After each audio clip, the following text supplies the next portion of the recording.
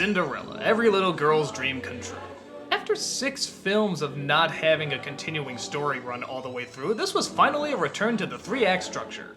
Cinderella, the famous fairy tale, tells the story of a young woman who's been turned into a maid by her stepmother and her evil stepsisters. Her bunch of animal friends help her out, of course, and try to keep things jolly. But when the night of the ball approaches and she isn't able to go, her fairy godmother appears and gives her a dress and carriage to make it out there. I guess by this point it was trying to return to the roots of Snow White. You got the pretty damsel, you have the animal sidekicks, they have a softer, more realistic human being as the main star as opposed to a cuddly animal. And of course you have the evil, terrifying villains. I guess Cinderella is one of those that gets harped on a lot for being very anti-feminist. Just wait around, wish, and your dreams will come true. First of all, didn't Pinocchio start that? And second, I don't know, from a male point of view growing up, I never thought she was that bad.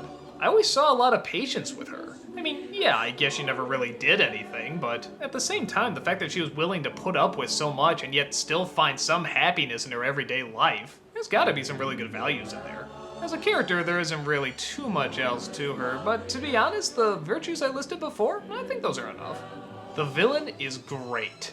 I love that by simply having control over one person's life, this can be one of the great Disney baddies. The way she's animated, the way she stares, the way she smiles, she's a great one.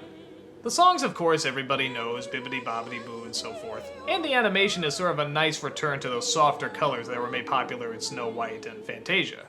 One of my main problems again, though, is the prince. God, does he even get a line in this movie? His dad actually has more dialogue. In fact, the movie is much more about the dad wanting him to fall in love than him actually wanting to fall in love. Maybe taking an angle from the prince's point of view might have been more interesting.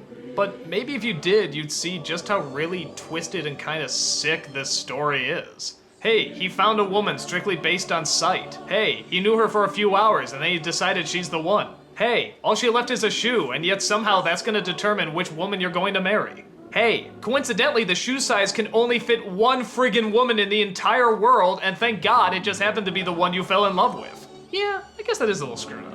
As the Disney films go, especially the ones that sort of use the traditional princessy formula, this one's okay.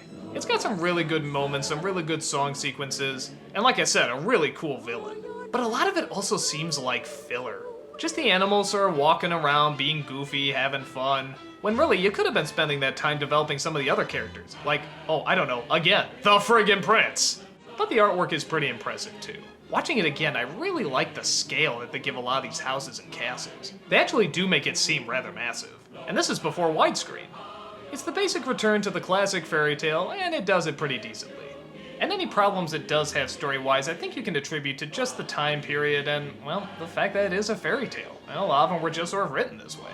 I think it holds up okay. Not one of my personal favorites, but it's definitely pretty good.